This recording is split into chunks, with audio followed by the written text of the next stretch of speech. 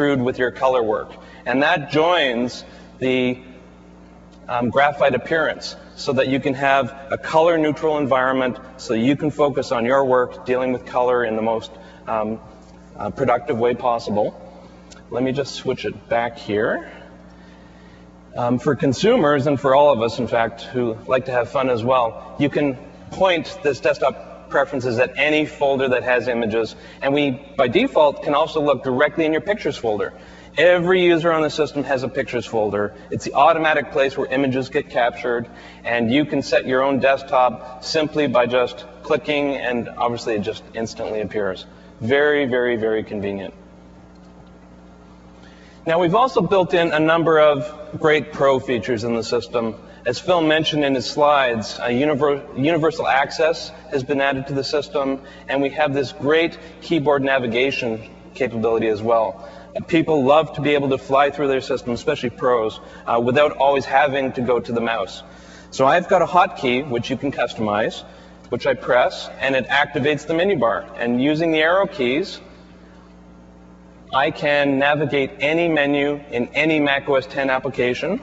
Another hotkey will activate the dock, so I can cycle through any of my applications. In fact, I can even go through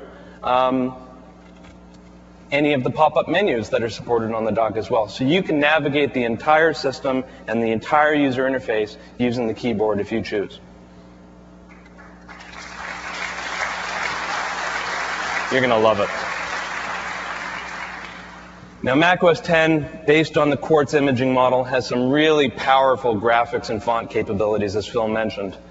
We bundle some exceptional fonts from some of the leading type foundries in the industry. There's some awesome Japanese fonts that are built into every copy of Mac OS X with no DPI restrictions. And in 10.1, we've also significantly improved the printing architecture. For consumers, USB printers are detected automatically. And for pros, we have a very much expanded print dialog. I've selected an HP LaserJet 9000 printer. It was auto-detected. And we now have options that map directly to the features supported by that printer. Full duplex support, output options. As you know, Quartz is based on PDF, so you can save to PDF in any application. But many of your workflows are still based on PostScript, so we now have the ability to output to PostScript directly from any Mac OS X app. That was a much requested feature, and we're happy to deliver it. And if we don't have a specific user interface for a given printer, we map the entire PPD into a really simple, easy-to-use interface where you can navigate through all of the features supported by that particular printer. You can make changes and save that as a custom setting that's available now in any of your applications.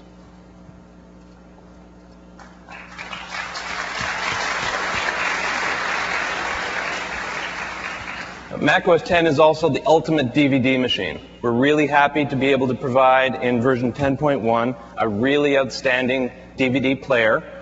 We picked a very recent DVD, just released about 30 days ago, leveraging some existing, slightly dated, but really fun content. And I inserted the DVD. It gets detected by Mac OS X. Our great new DVD player is automatically launched. You can see we've got a new user interface for the controller. You can choose between horizontal and vertical orientation. And let me just step through this quickly.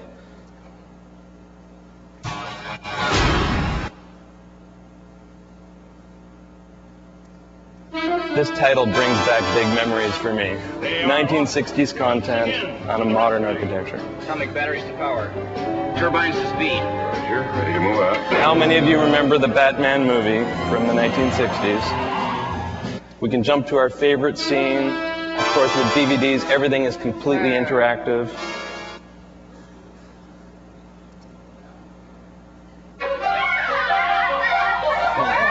Small craft still closing. Range 4,000. Bearing 88. Uh-oh. Jam on this over. I'm sure you would all want to just watch this for the rest of the day, but we have a lot of great things to show you.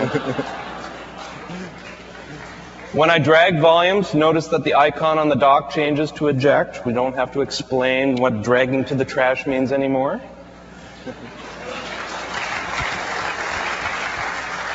But this is truly cool. This is the first time you'll have ever seen this. You can tell everybody about it. I have a blank DVD-R. I'm going to just pop it into my super drive here. And after just a couple seconds, macOS 10 is going to detect that this isn't a DVD-ROM. This is blank DVD-R with 4.7 gigabytes of unformatted capacity. And it's going to come up and say, hey, this is a blank disk. What would you like to do? So I'm going to prepare it. I'm just going to give it a name, and I'll call it My Project. Many of you work in environments where you have massive files. If you're in digital photography, your scans are 25 to 100 megabytes in size. Video work, obviously, you measure in the gigabytes. And with macOS 10 version 10.1, you can take a blank DVD disk and simply drag and drop any of your files onto it, and it copies. Let me go to my movies folder, and I'll grab a QuickTime movie. And when you're all done, you can copy up to 4.2, 4.3 gigabytes of data. And when you're all finished, all you need to do is press the Burn button that's now located in the Finder's toolbar, or drag it to the dock, and the icon turns into Burn. Burning a DVD-R disk is truly that simple. And it's the first time any computer has ever offered it.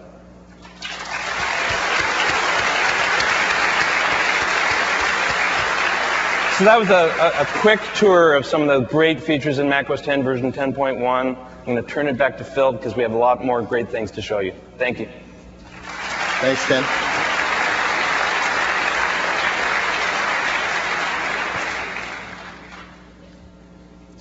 We talked briefly earlier about the Digital Hub, and macOS 10 version 10.1 truly delivers a lot of key features to make macOS 10 the ultimate engine for this Digital Hub. You can burn CDs right from the desktop. You can burn DVDs